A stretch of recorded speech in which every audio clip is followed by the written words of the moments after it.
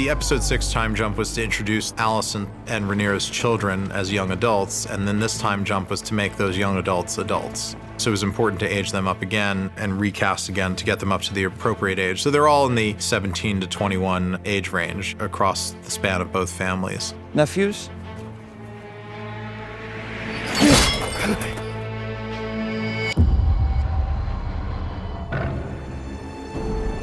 As the years have gone by, post Alicent's outburst, Alicent has found religion as a way to redeem herself. We know that Alicent holds closely to the new religion of the Seven Gods, which is not something the Targaryens do. It's part of what sets her apart from the house that she married into.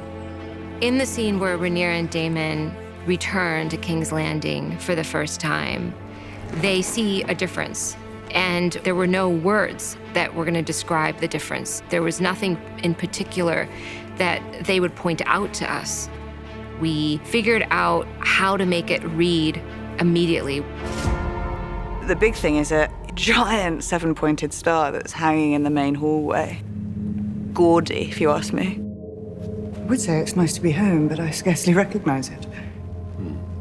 It's become a much more quiet and conservative place. It's much more like a monastery now than it was. When we first saw it in episode 1, it's full of light and life, and there's Targaryen erotica on the walls, dragon erotica, and now it's all been replaced with objects of the Seven, and the murals have been covered up.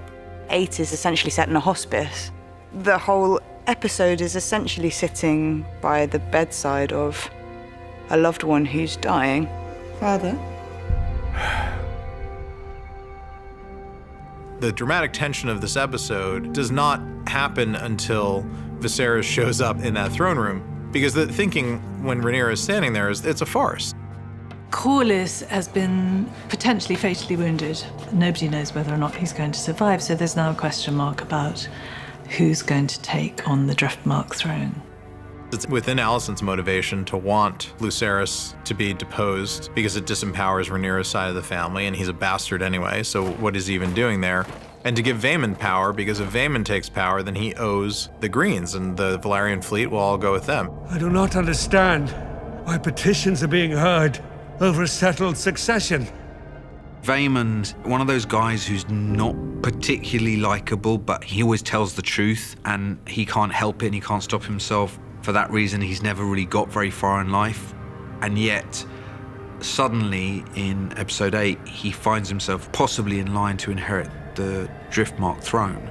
He also walks right into the midst of the contentious issue of Rhaenyra's children and their real father. Because he's a kind of a do-right guy and wants to always tell the truth, he misses just how strongly and heavily everybody feels about this. He knows that those children are not Valyrian. They're white. They got brown hair. Very obvious. And everyone knows it. It's the pink elephant in the corner that nobody wants to talk about, but Vaemond is the one person who will talk about it and who will speak out about it. You may run your house as you see fit, but you will not decide the future of mine. This is something he's been holding on to for like 16 years. And when the petition goes completely sideways for him, he knows he's gonna fall on his sword, but I'm gonna fall on my sword my way. And my way is to tell the absolute truth. So even if nothing is done about it, everybody in this room will know our children are bastards!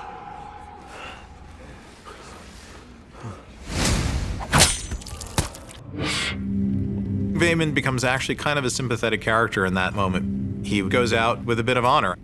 I have to say this, he did it from behind. Didn't come to me face, did he? Nah, mate, couldn't do that. He can keep his tongue. Viserys, after the petitions, demands that there's a family dinner and that we all sit and eat together. It's the Last Supper, it's Viserys' last stand. It's the father and daughter story finding some sort of resolution and closure. Unexpectedly, there's a brief moment of, oh, maybe things are going to be okay. How good it is to see you all tonight, together One of the issues with his leadership through the series is a refusal to step up and intervene, to speak with clarity and to lay down the law and to stand by choices that he makes. For the first time, certainly in Rhaenyra's life, she really watches him do it. He stands by the family, both sides of the family, in this final dinner. It's like all this corruption and all this fighting. This is what it does. This is what being a king does. This is the effect of all of this on me. Why can't we just love each other?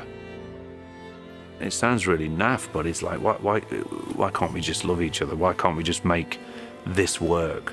Let us no longer hold ill feelings in our hearts. The crown cannot stand strong if the house of the dragon remains divided. But set aside your grievances. Forget me as your king, just love me as the man that I am to you and your family.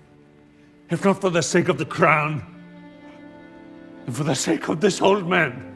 Rhaenyra and Alicent have always been trying to pull themselves back from the precipice.